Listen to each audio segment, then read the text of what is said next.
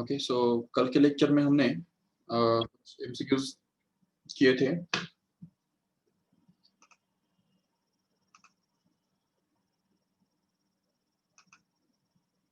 उसको ही हम और आज के लेक्चर में भी कंटिन्यू करेंगे। Yes,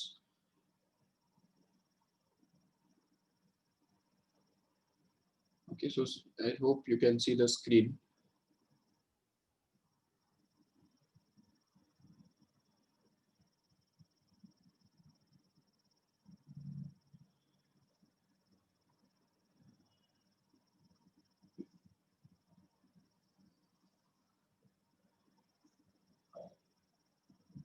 Okay,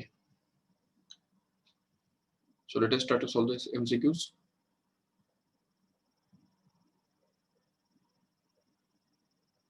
First of all, just try to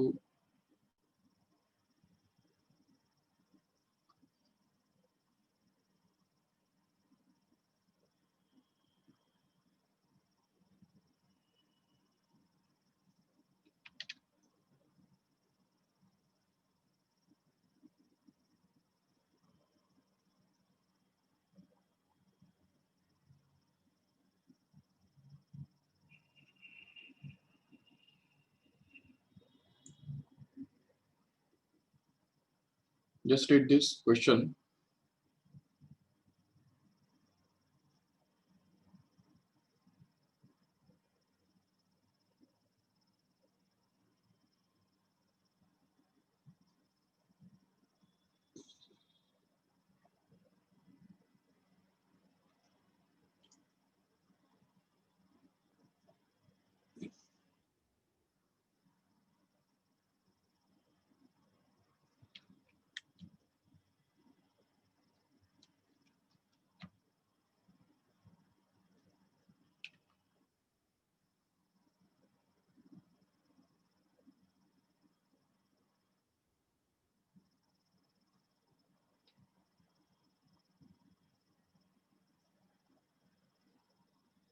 Okay, have you read the question? See here, what does it tells us is that the equation of a wave is given by this equation y is equal to a sin omega t, omega into bracket में x upon v minus k. Yes, and suppose that omega is the angular velocity and v is the linear velocity. Okay, and dimensions of k we have to find out. Yes, जैसे कि last time भी मैंने explain किया था कि जब ऐसा equation हमारे पास होता है y is equal to a sin omega bracket में x upon v minus k, तो होता क्या है ना कि इस ब्रैकेट के अंदर का जो क्वांटिटी है, इस साइन के ब्रैकेट के अंदर का क्वांटिटी, ये डायमेंशन लेस होना जरूरी है। करेक्ट है? तो वो कभी होगा क्योंकि अगर हम सपोज ये इक्वेशन को अगर ऐसा एक्सप्रेस करेंगे y is equal to a sine of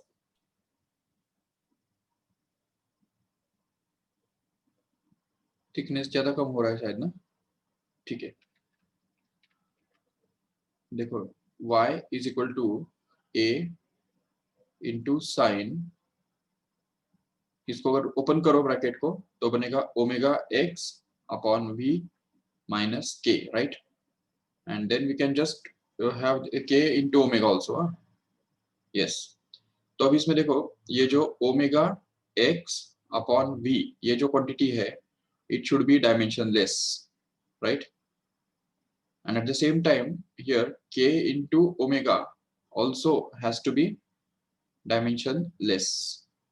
Okay, which is possible only when, अच्छा लेकिन अभी इसमें यहाँ पे तो k है ही नहीं, बराबर, बाकी k यहाँ पे है, तो इसलिए ये जो इसमें से हमको k का डायमेंशन मिलने वाला है, क्योंकि देखो हमको निकालना क्या है, k का डायमेंशन निकालना है, तो इसके लिए k into dimensions of, मतलब dimensions of k into dimensions of omega must be equal to m0 l0 t0, correct है, which is possible only when k का जो डायमेंशन है वो ओमेगा के डायमेंशंस के उल्टा होंगे।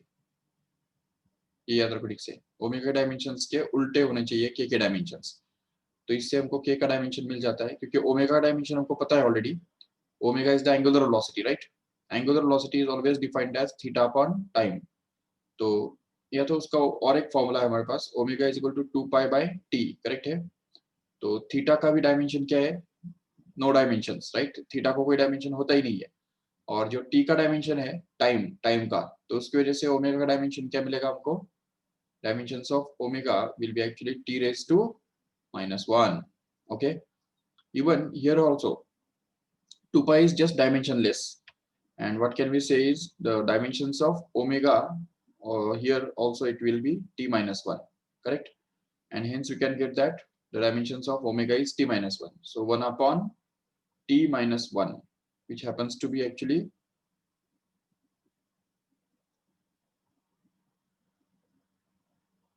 so the dimensions of k फिर क्या होगा? It will be t1, right? So dimensions of omega must be t1, which is already there in this option B here. So that's why option B is going to be the correct one. Okay.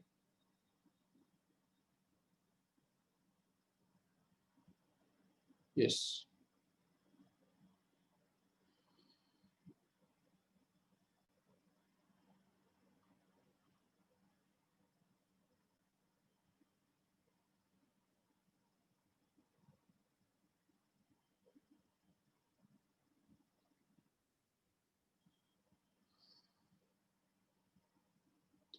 Yes. Just try to solve this question number 121. Check.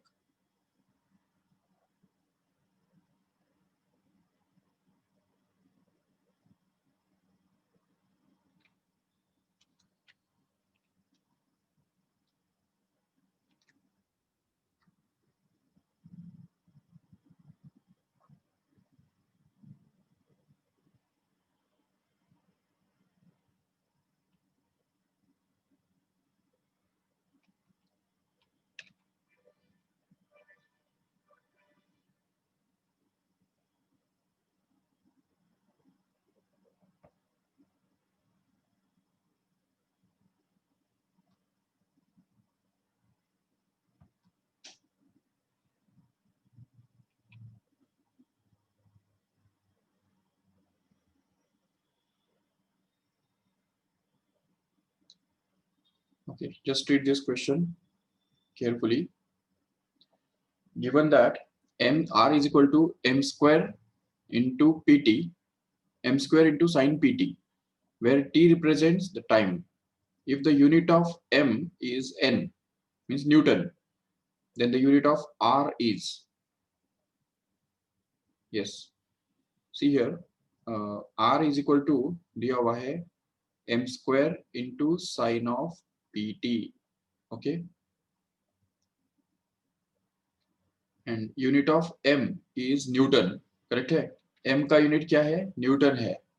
Okay, तो इसका मतलब फिर अभी देखो होता क्या है ना, कल भी मैंने बताया था कि r इज इक्वल टू, या कोई भी एक क्वांटिटी जो होता है, तो उसमें अगर सपोज साइन इंक्लूडेड है, ओके, अगर सपोज साइन ऑफ थीटा अगर है, साइन थीटा, तो ये साइन थीटा पूरा का पूरा डायमेंशन लेस होता है, ये पता है सभी को, डायमेंशन लेस। तो इसलिए साइन थीटा अगर डायमेंशन लेस है, तो यहाँ पे ये जो साइन पीटी है, तो वो भी डायमेंशन लेस होगा जरूर। And since sign PT is dimension less, what can we say is the dimensions of r must be exactly same as dimensions of m square, correct है? क्योंकि साइन पीटी जो है वो एक नंबर रहने वाला है, number, it's dimensionless actually, and that's why the dimensions of r must be same as the dimensions of m square. But already it is given that m has a dimension of Newton, right? तो अगर m का dimension n है, तो फिर यहाँ पे r का dimension क्या आएगा? तो वो सिंपली n का स्क्वायर आएगा, क्योंकि m का डायमेंशन न्यूटन है, इसलिए फिर यहाँ पे r का जो डायमेंशन है वो n के स्क्वायर के बराबर रहेगा। So this b is to be the going to be the correct answer. ठीक है,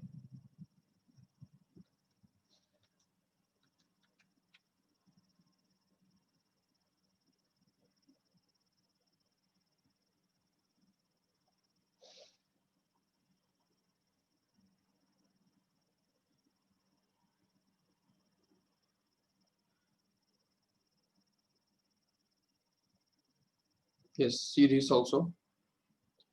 Question number 78.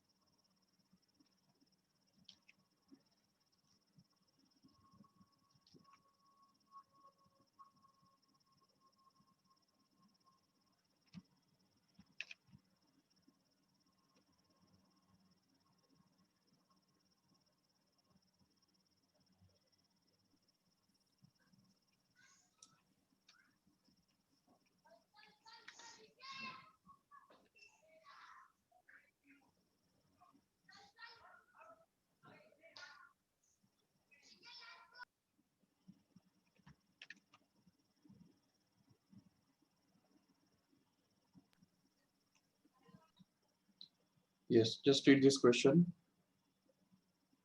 carefully.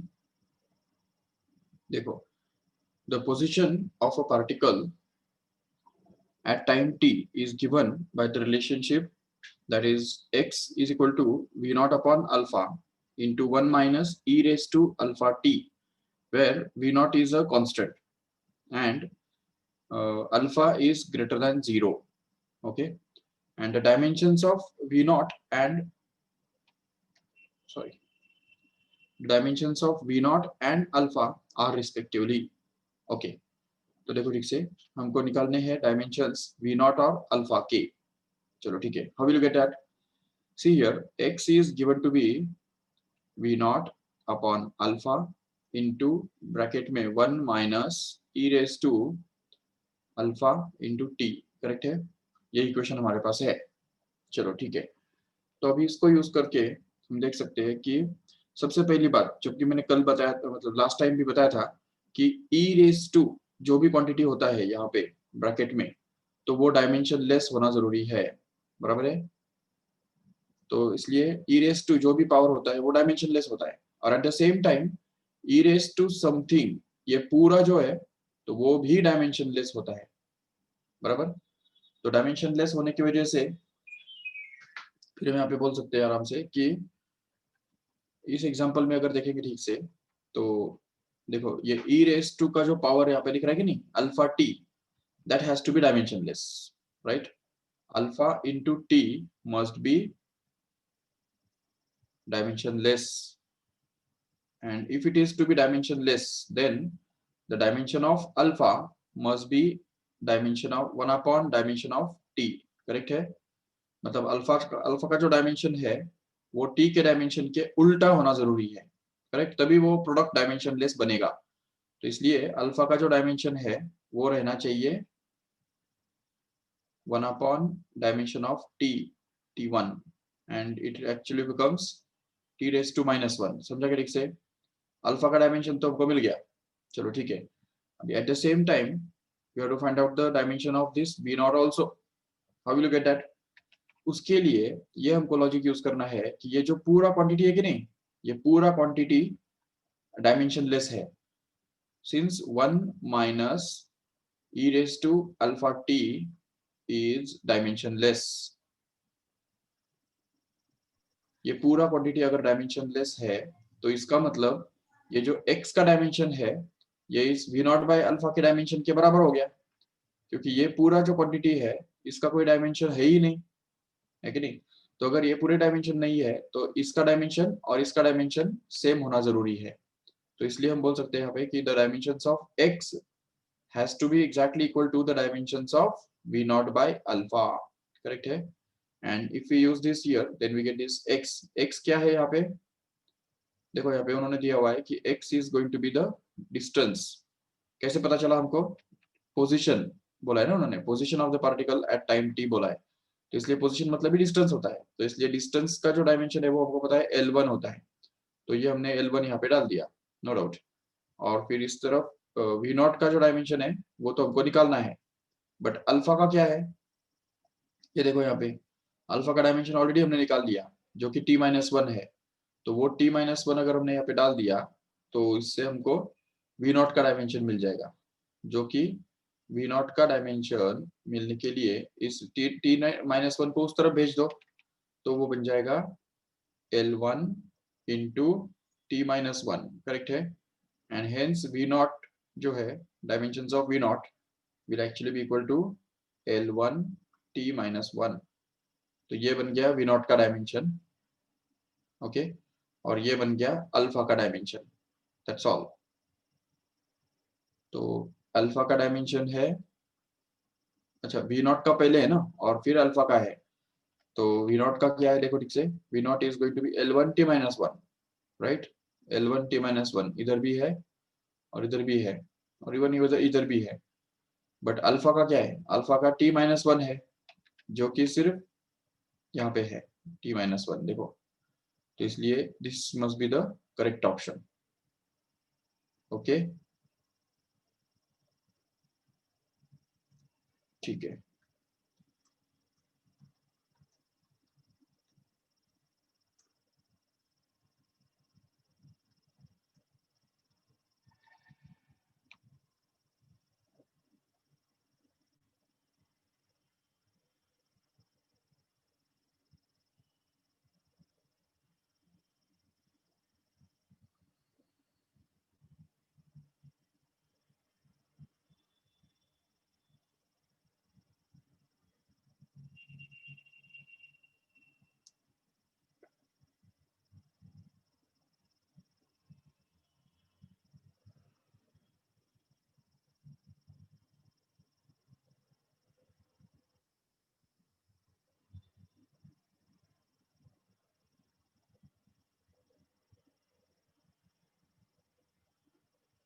ओके, ये वाला ट्राई करो।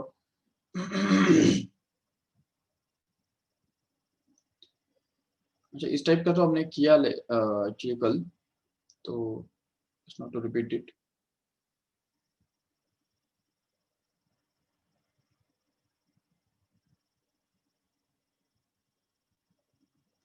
ठीक है, तो डायमेंशंस के ऊपर बेस्ड जो क्वेश्चंस है, तो वो हमने काफी सारे कर लिए। Let us move to the next topic now, okay. तो देखो यहाँ पे लिख से, next topic is about the order of magnitude and the significant figures, okay. What is the order of magnitude and how to find it out.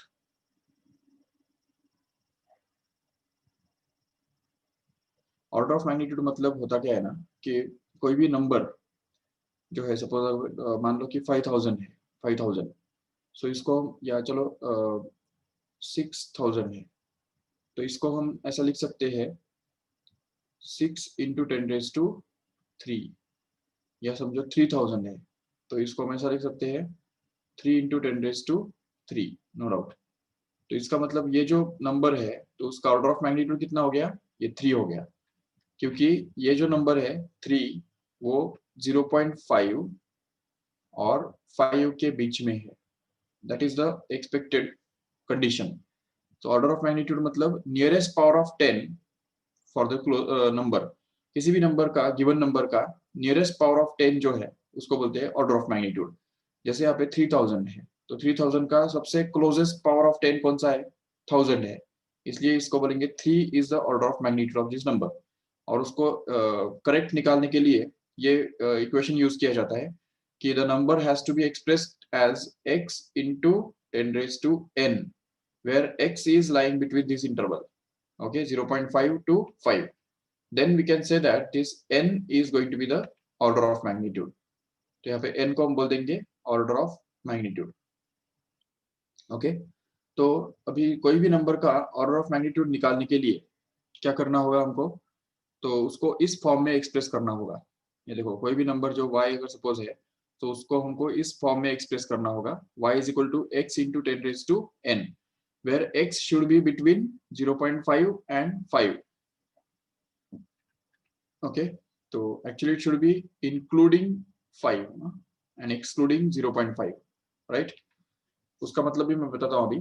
देखो, अगर suppose हमको कोई भी नंबर मिला, सपोज 378.5, तो what is the order of magnitude of this number, how will you get that.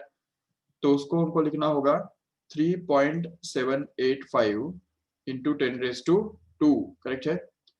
तो इसमें ये जो 3.8785 है, isn't it between this 0.5 and 5?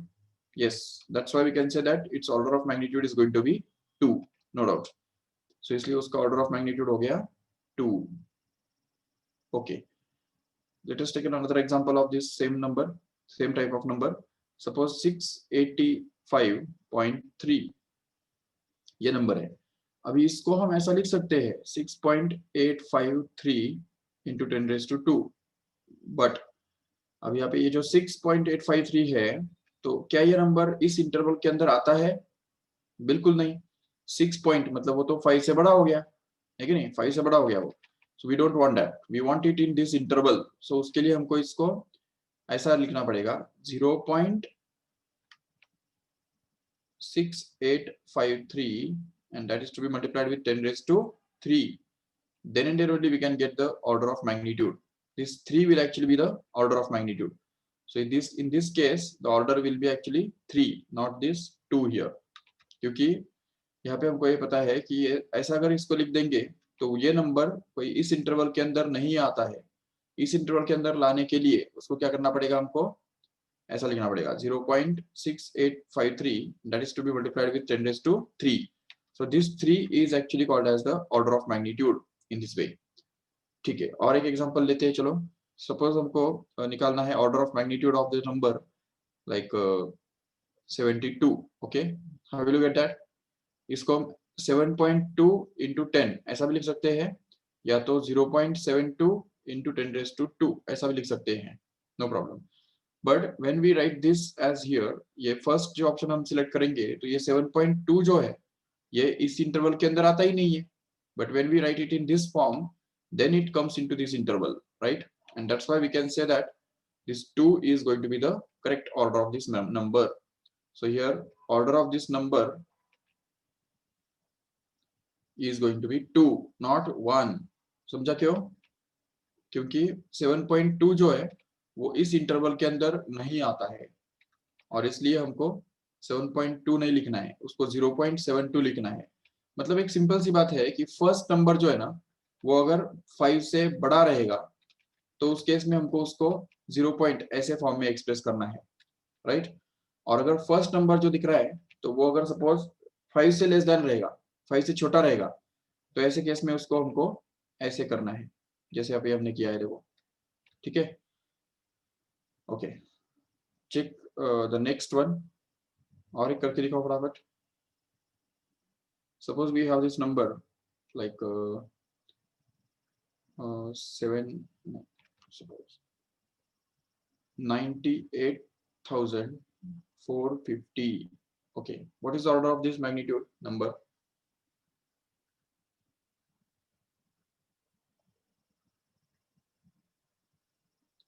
Yes, it was initial velocity only,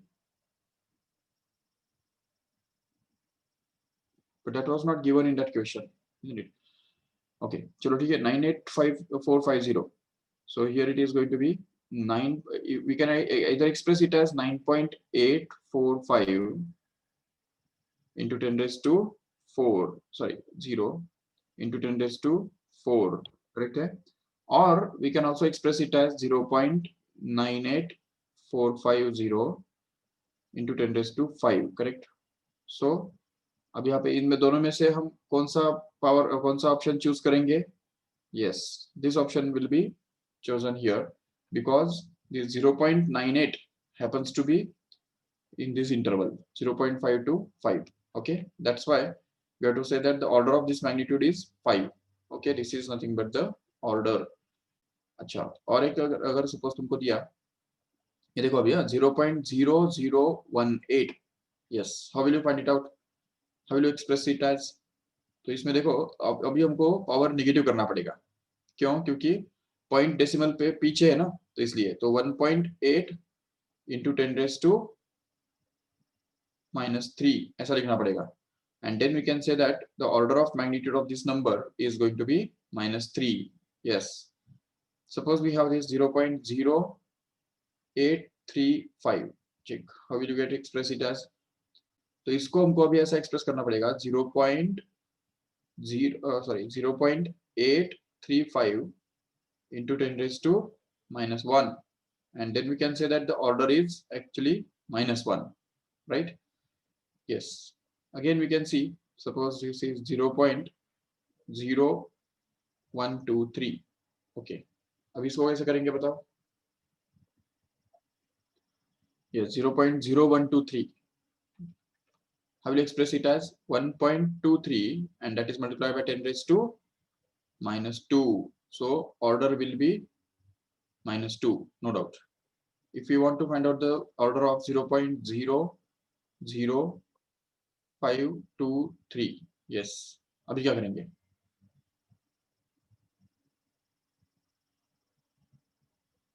Yes, we can express it as, अच्छा अभी इसको अगर हमने ऐसा एक्सप्रेस किया 5.23 into 10 raised to 1 2 3 ना -3, करेक्ट है? अच्छा ऐसा अगर एक्सप्रेस किया तो क्या होगा, ये 5.23 नंबर जो है ना, तो वो चला जाएगा इस 5 के बियॉन्ड, बराबर? We don't want that, we want it to be in this interval here, 0.5 से 5 तक हमको चाहिए। उसके लिए इसको हमको एक्सप्रेस करना पड़ेगा इस तरह से 0.523, and that is multiplied with 10 raised to minus 2 only. देखो यहाँ पे अगर पॉइंट होगा तो इधर से इधर, इधर से इधर, मतलब 2 ही डिजिट पीछे जा रहा है, तो इसलिए यहाँ पे हमको इसको 10 raised to minus 2 के फॉर्म में लिखना होगा। समझा ठीक से? yes, so it will actually be equal to 10 raised to minus 2. So this minus 2 will be correct order. Okay, order of this number is going to be minus 2 actually, right? okay, अभी हम आ जाते हैं एक important concept के ऊपर। suppose we have a number which is like 5, या चलो 5000, इसका ऑर्डर हमको निकालना है। how will you write this as? 5000 को कैसे लिखेंगे बताओ? how will you find out the order of this number now?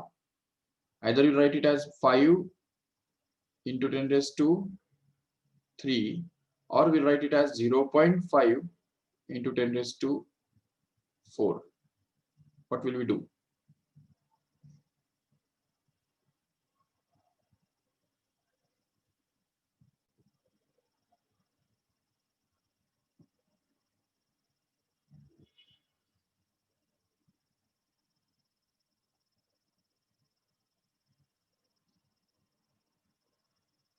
याद करो वहां पे 0.5 less than equal to x less than 5, याद रखो। इसका मतलब यहाँ पे 0.5 is included and 5 is excluded, and hence we can say here we have to see this 0.5 into 10 raised to 4, so we have to say that the order is 4. okay, similarly if we want to find out the order of the number like 0.0005, suppose, okay, how will you get that?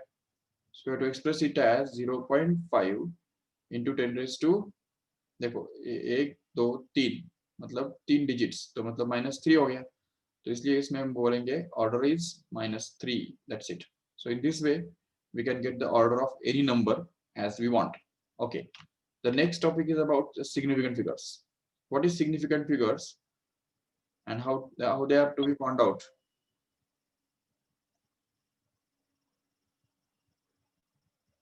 देखो ठीक से, सो कोई भी observation जो होता है तो वो कितना प्रिसाइज है, प्रिसाइज, तो वो प्रिसाइजनेस बताने वाला जो क्वांटिटी है वो है सिग्निफिकेंट फिगर्स। रिमेंबर, प्रिसाइजनेस मतलब क्या?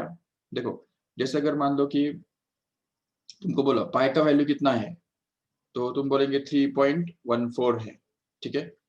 लेकिन अगर तुमको बोला कि और प्रिसाइज बताओ, तो तुम बोलेंगे 3.142 है। फिर और तुमको बोला कि और ज्यादा प्रिसाइज बताओ, तो बोल सकता है कोई 3.1419 है, बराबर। और प्रिसाइज बताओ तो बोलेंगे 3.14196 है। तो in this way we can see that और चलो ये जो है मतलब ये करेक्ट ही ऐसा कुछ जरूरी नहीं है, it may be wrong, actually it is I think 3.1416 here, and even इसको और प्रिसाइज करेंगे तो वो 14159 के आसपास आ जाता है। So you can check. So this are the values of pi. ये सभी पाई के वैल्यूज है।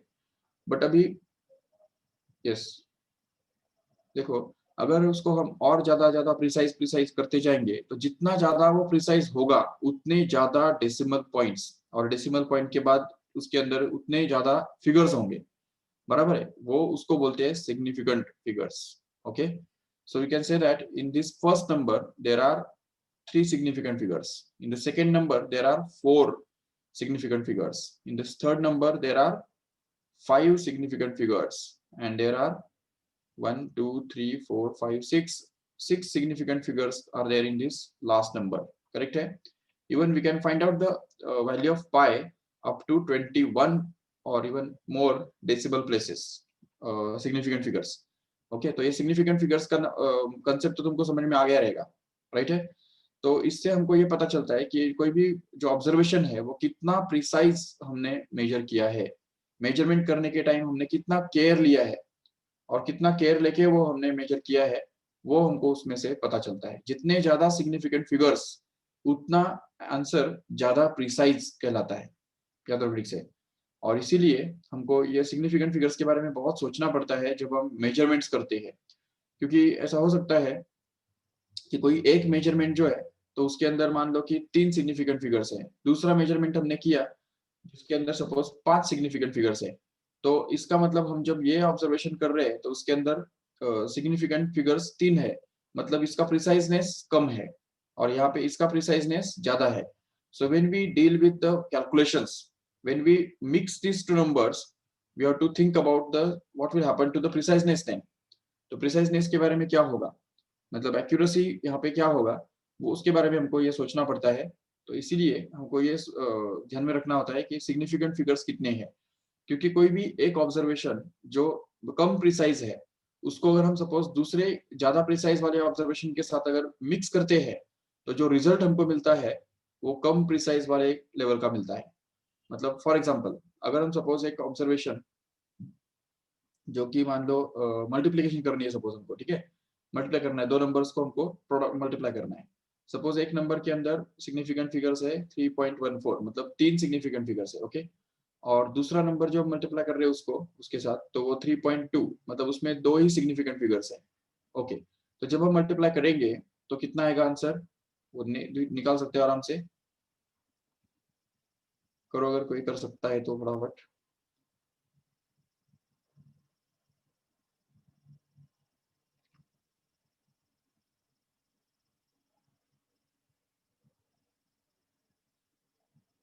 देखो 3.14 into 3.2, yes, how much it comes out to be. ये देखो अभी यहाँ पे कितना आंसर आपको मिल रहा है, 10.08, क्या था वो याद है,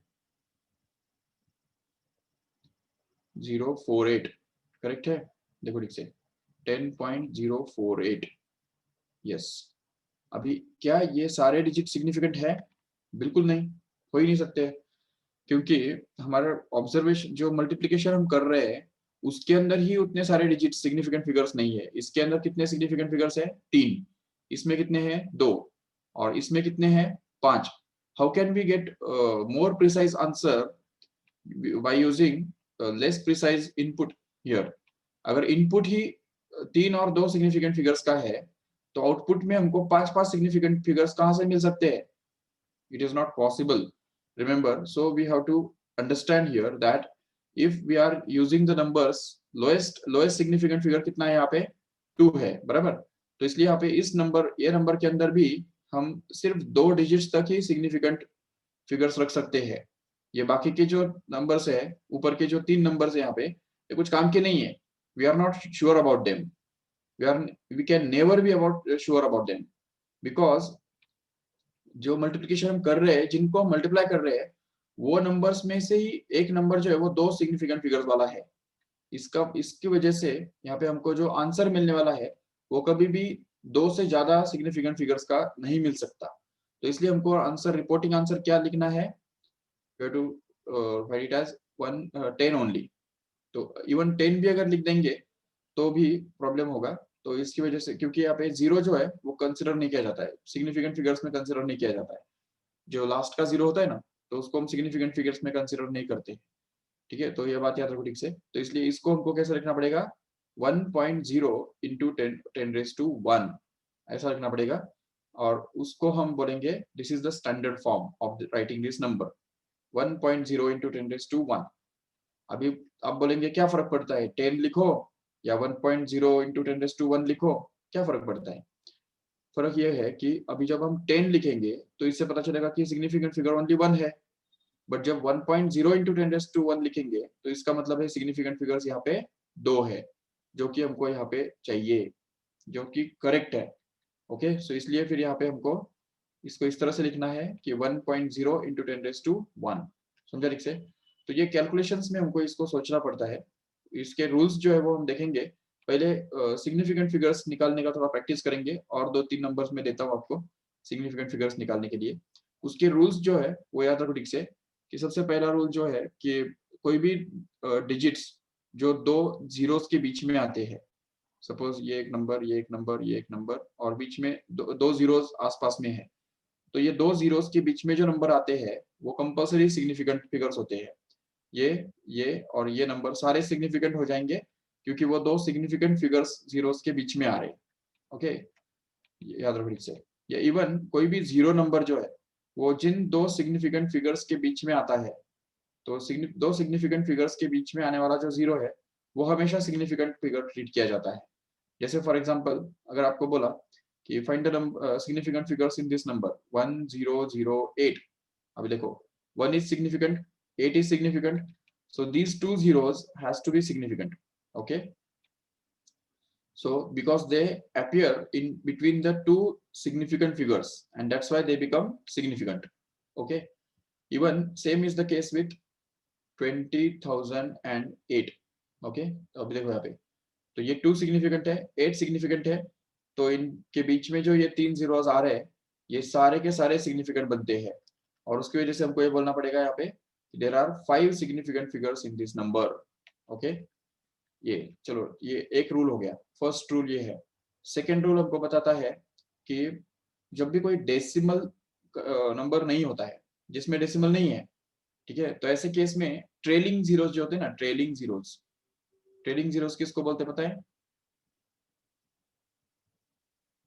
देखो, ट्रेलिंग जीरोस मतलब the zeros which appear just immediately after the last significant figure in the number. Okay, just like 50 or 3,000 or 40,000 or suppose 7 lakhs or suppose 3 billion और मिलियन, जो भी है। ठीक है, तो ऐसे केस में ये जो जीरोस है, this zero is not a significant one. How many significant figures are there? 1। इसके अंदर कितना सिग्निफिकेंट फिगर है बताओ? 1, because these 3 zeros are not significant here. Okay, इस नंबर के अंदर कितना सिग्निफिकेंट फिगर्स है? 1, 4 only. Okay, because these 4 zeros are not going to be significant. Okay, even these 5 zeros are also not going to be significant. Why? Because they are trailing zeros. Trailing zeros इसको बोलते हैं, याद रखो ठीक से। Only 7 is significant figure here. So number of significant figures here is 1. Okay, again here is again it is going to be 1 only, because all these zeros are not going to be significant at all. Yes, okay, but if suppose the number is like 52,000 or 3,54,000, in that case respectively this number will have 2 significant figures, this will have 3 significant figures, because it contains 3 digits which are non-zero here. These 3 zeros are not significant actually, and that's why we can say that these two numbers, even ये इसमें भी ये जो zeros है वो significant नहीं है, इसलिए ये 2 ही numbers ऐसे हैं जो significant figures है। तो इसलिए इसमें हम इस तरह समझ सकते हैं। चलो, ट्रेलिंग जीरोस का मतलब समझ में आया ठीक से? तो trailing zeros are not significant, याद रखिएगा ठीक से। यस, तीसरी बात कि the zeros which appear immediately after the decimal point, when the number is less than 1, then the zeros which appear immediately after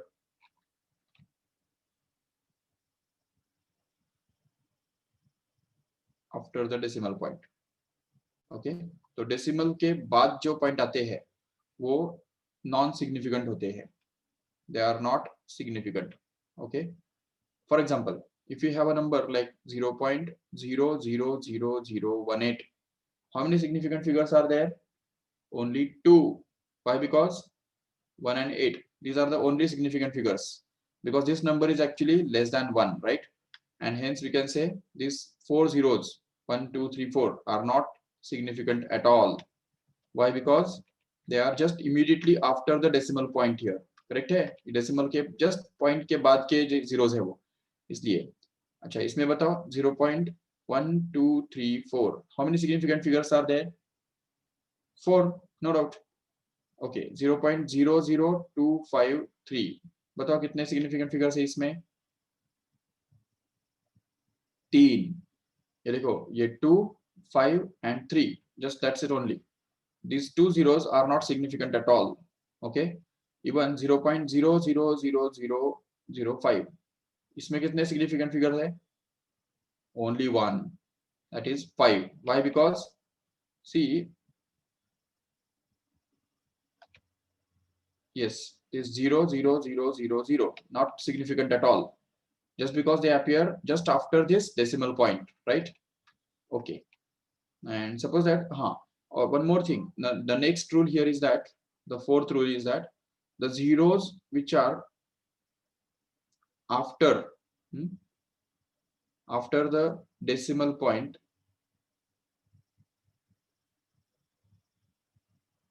okay, after the last digit in the decimal point,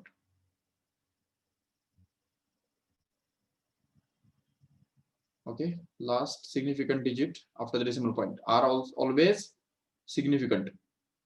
ये जीरो significant होते हैं।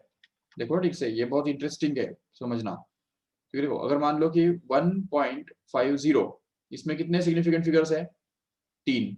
Okay, ये 1 2 3, ये तीनों zeros जो है वो काउंट करने हैं हमको, क्योंकि ये जो ऑब्जर्वेशन है, ये जो पॉइंट के बाद का जो जीरो है वो सिग्निफिकेंट होता है, ये जीरो सिग्निफिकेंट है। Okay, suppose we have this 2.500, इसमें कितने सिग्निफिकेंट फिगर्स है? 4, क्योंकि ये दोनों जीरोस सिग्निफिकेंट काउंट होंगे, क्योंकि वो डेसिमल पॉइंट के बाद के लास्ट डिजिट के बाद के जीरोस है, right? So remember also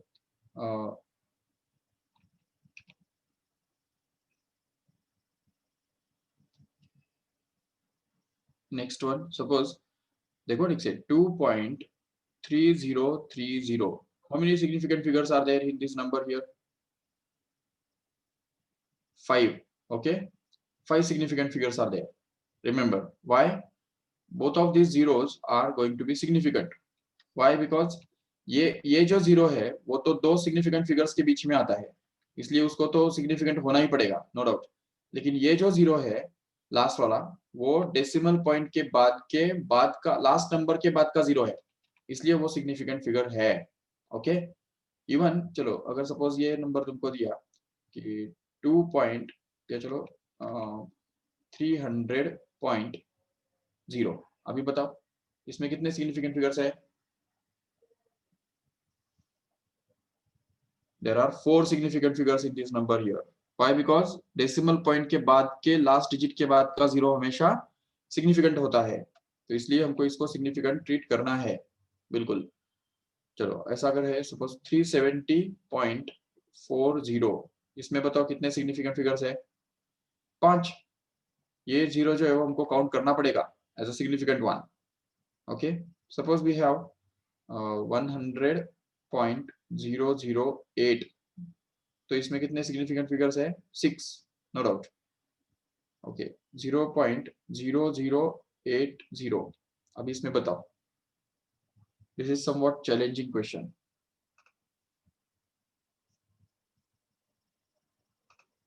Many of you can make a mistake here. Check how many significant figures are there here in this number. There will be 2 significant figures. 2. Why? Because see here, ये जो zeros है ये कोई significant तो है ही नहीं, क्योंकि वो डेसिमल पॉइंट के बाद के zeros है, राइट? बट ये 8 जो है वो तो significant है, लेकिन अभी क्या बताया था मैंने, डेसिमल पॉइंट के बाद के लास्ट डिजिट के बाद का जो जीरो होता है वो हमेशा सिग्निफिकेंट ट्रीट किया जाता है, तो इसलिए ये जीरो सिग्निफिकेंट है, तो इसलिए इसमें दो ही सिग्निफिकेंट फिगर्स है, 8 and 0. Okay, yes, suppose we have 2.3010. अभी बताओ इसमें कितने जीरो सिग्निफिकेंट फिगर्स है?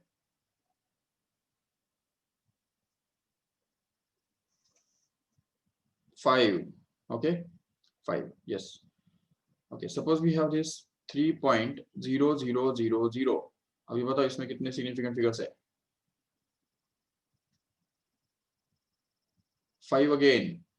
Why? Because all these zeros will be treated to be significant because they are after decimal places. तो ये डेसिमल पॉइंट के बाद के जीरोज है ना वो, तो इसलिए उनको सिग्निफिकेंट ट्रीट करना पड़ता है, याद रखो ठीक से. अच्छा, 0.00025000. अभी बताओ इसमें कितने सिग्निफिकेंट फिगर्स है? जल्दी.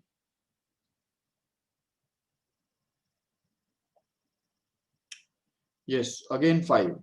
Okay, because these 2, 5, 0, 0 and 0 are the significant figures. Okay, these three zeros are not significant at all, right? Because they are just after the decimal point. Okay, अच्छा अभी ये बताओ 4.2000. Again 5. All these zeros are treated as significant because they appear after the decimal place here. अच्छा, 42,000. अभी बताओ इसमें कितने significant figures है? Only 2. समझा क्यों? Yes, because these are the trailing zeros, right? तो trailing zeros are never significant. Okay, तो चलो ठीक है, फिर यहाँ पे हमने significant figures और जो ऑर्डर ऑफ मैग्नीट्यूड जो होता है तो उसके बारे में हमने आज देखा डिटेल में. तो उसके ऊपर जो MCQs है तो वो हम कल करेंगे, कल के लेक्चर में. और एक अनाउंसमेंट है कि आप में से अगर किसी का भी जो लास्ट टाइम मैंने एक सेशन लिया था, आपको याद होगा कि जिसमें ऐप कैसे यूज करने का, तो वो एक्चुअली दिखाया था, प्रैक्टिकल में दिखाया था. तो वो सेशन आपका अगर मिस हो गया है या आपको फिर से अगर अटेंड करना है, उसमें अगर कुछ डाउट है, तो कल वही सेशन फिर से रिपीट होने वाला है सवेरे 9 बजे. ठीक है, सो 9 से 9:45 तक वो सेशन चलेगा, जिसके अंदर आपको सब पूरा समझाया जाएगा डिटेल में कि किस तरह से वो लॉगिन करना है और किस तरह से आपको आंसर पेपर सबमिट करने हैं. ओके, और कल आपका एक टेस्ट था